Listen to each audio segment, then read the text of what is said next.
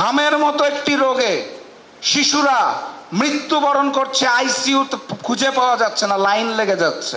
এই সময় জনাব তারেক রহমান সিনেমা দেখে বেড়াচ্ছেন। পেট্রোল পাম্পের সামনে তেলের অভাবে হাহাকার হচ্ছে।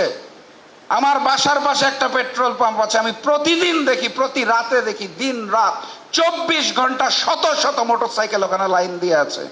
দেশে একটা অস্থিরতা চলছে, জনজীবনে বিপর্যয় চলছে। এই সময় জনাব তারেক রহমান সিনেমা দেখে বেড়াচ্ছেন। আমার লজ্জা লাগে। আমি প্রবাদে শুনতাম যে রোম যখন পুড়ছিল, নিরো তখন বাঁশি বাজাচ্ছিল।